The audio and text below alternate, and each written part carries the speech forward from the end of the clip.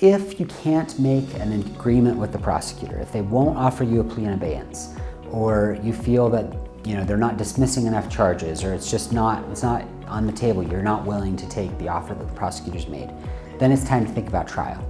And trials can be scary, but at the same time, you have the right to a trial as a person in the United States. You don't even have to be a citizen in the United States. If you get charged with a crime in the United States, you have the right to a trial. And this is a great way to exercise that right and see what that's like. So a lot of the same rules that apply in a felony case where somebody's facing life in prison, they apply in your traffic case. So the first one and the most important is beyond a reasonable doubt. It's the prosecutor's burden to prove you guilty beyond a reasonable doubt, even if it's a speeding case. Same level of proof that's required for a homicide case, beyond a reasonable doubt. So just showing up, seeing if the prosecution can get their witnesses to show up, that's a huge strategy. There have been cases where I knew that we just had no chance of winning unless witnesses didn't show up, and it doesn't happen all the time, but it happens sometimes. When I was like 17, I got a traffic ticket, and I was pretty sure my parents wouldn't let me drive anymore if I had this go on our insurance and increase our insurance premiums. So I just said, look, I want a trial. I showed up for the trial. The officer didn't show up, and so we won a not guilty, quote unquote. The case got dismissed. So again, there's no dishonor in showing up and seeing if the other side can prove their case, because if they can't, then you have the right to be presumed innocent. Something else to think about is that you get to present evidence if you choose to at your trial. There's no obligation to do it, but if you hear the prosecution's case first, and if you hear it and you think, I think there's a pretty good chance that I'm going to be convicted, and you want to give evidence, you can. And one of the biggest pieces of evidence that you could choose to give, and again, you don't have to, is you may choose to testify. And so if an officer says you're going a certain speed and you're there to testify and say it didn't happen that way, a judge can choose to believe one witness against many or many witnesses against one. The judge gets to decide your credibility. So it doesn't take special words, it doesn't take some brilliant strategy. You just showing up and telling your version of what happened, sincerely, honestly, authentically, that's something that could put doubt in the judge's mind. And if the judge feels that there's reasonable doubt, then the judge is required to find you not guilty.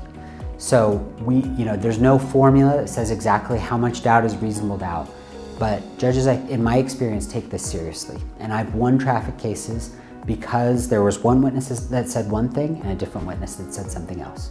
So you shouldn't just give up because somebody's willing to testify against you.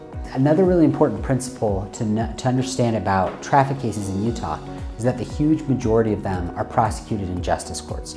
Justice courts are really important, they're useful, but when you get prosecuted in a justice court, you have a cool right that you don't have in other courts in the state of Utah, and that's a right to a de novo appeal.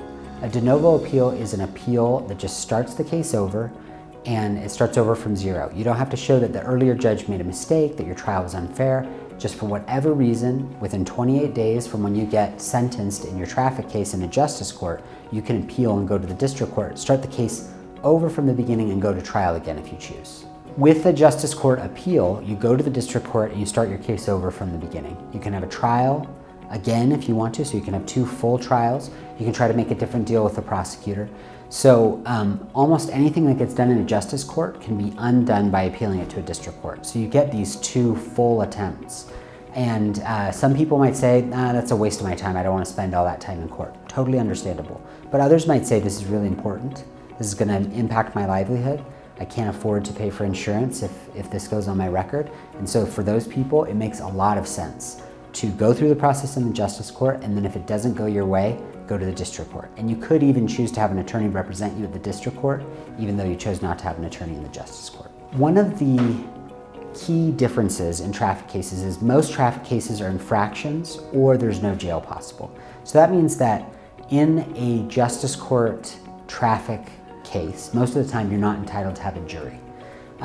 Almost all of your other rights that you would have in a district court or in a felony case or a misdemeanor case, you have those same rights in a traffic case, but you don't have the right to a jury.